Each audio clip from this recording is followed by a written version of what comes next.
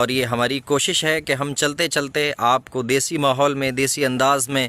اور کھیتوں کے ان دلکش مناظر میں آپ کو دین کی بات بھی بتلاتے رہیں، سکھاتے رہیں۔ تو آج ہماری یہ پہلی کوشش ہے، چلیے شروع کرتے ہیں۔ اور بات یہ ہے کہ دیکھیے شعبان کا مہینہ لگ چکا ہے، آج شعبان کی پہلی یا دوسری تاریخ ہے اور بہت جلد انشاءاللہ ہم سب رمضان کے مہینے کو پہنچیں گے۔ رمضان کا مہینہ ہماری زندگیوں میں آئے گا۔ رمضان کا مہینہ بہت ہی خاص مہینہ ہوتا ہے، بہت ہی بابرکت مہینہ ہوتا ہے، اور کتابوں کے اندر لکھا ہے، علماء فرماتے ہیں کہ رجب کا جو مہینہ ہوتا ہے وہ کھیتی میں بیج ڈالنے کا مہینہ ہوتا ہے، اور جو شعبان کا مہینہ ہوتا ہے وہ کھیتی کو سیراب کرنے کا، کھیتی میں پانی لگانے کا مہینہ ہوتا ہے، اور رمضان کھیتی کو کاٹنے کا مہینہ ہوتا ہے۔ اور نبی پاک صلی اللہ علیہ وسلم رجب سے ہی رمضان کی تیاری میں لگ جایا کرتے تھے، اور ایک مشہور دعا ہے وہ آپ صلی اللہ علیہ وسلم کثرت کے ساتھ پڑھا کرتے تھے، اللہم بارک لنا فی رجب و شعبان و بلغنا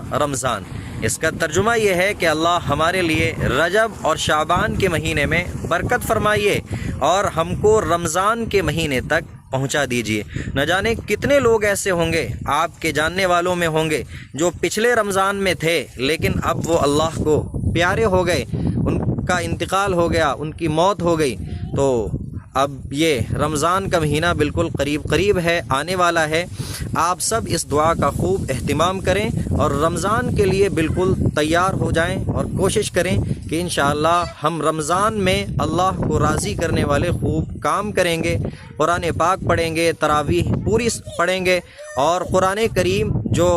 تراویح میں سنانے والے ہیں ان کو بھی ایک پیغام ہے، اور جو سننے والے ہیں ان کو بھی ایک ہمارا پیغام ہے۔ تراویح میں قرآن کریم سنانے والے جتنے بھی حافظ ہیں وہ قرآن کریم کو قرآن کریم کے ڈھنگ سے سنائیں، جلدی جلدی اور لپیٹا لپاٹی سے قرآن سنانا یہ آپ کے لیے ثواب کا باعث نہیں بنے گا بلکہ آپ کو گناہ پڑے گا۔ اسی طریقے سے بعض جگہ دیکھا گیا ہے کہ حافظ صاحب کوشش کرتے ہیں کہ قرآن کریم صحیح انداز سے پڑھیں، لیکن مقتدی ان کو مجبور کرتے ہیں جلدی جلدی پڑھنے پر، اور وہ دھیرے دھیرے پڑھیں، اچھے انداز میں پڑھیں، تو ان کو طعنے سناتے ہیں کہ وہاں کے حافظ صاحب تو آدھے گھنٹے میں تراویح مکمل کر دیتے ہیں اور ہمارے حافظ صاحب بہت ٹائم لگاتے ہیں۔ تو یہ باتیں قطعاً غلط ہیں۔ قرآن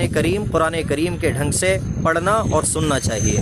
تبھی تو ہمارا فائدہ ہوگا۔ اگر ہم قرآن کریم کو لپیٹا لپاٹی سے پڑھیں گے یا سنیں گے تو پھر معاف کریں، آپ ثواب کے حقدار نہیں بنیں گے بلکہ آپ کو گناہ پڑے گا۔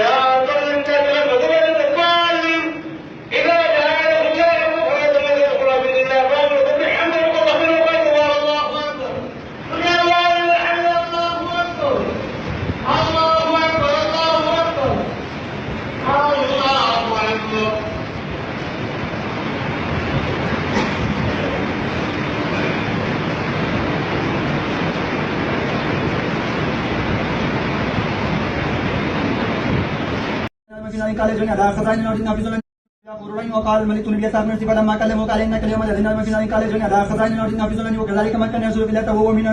نصيب برحمتنا من نشاء ولا نجوع المسلمين ولا اجر الاخره خير الذين قال يوسف تولوا فلا قالوا فارهم لهم منكروا لما جحدوا بيان قال لكم بياكلكم من لا ترون ان يكون من خير المنذرين فإن لم تكونوا بي فلا قال لكم ولا تقولوا قالوا سنرى بدون وهو من الباغين وقال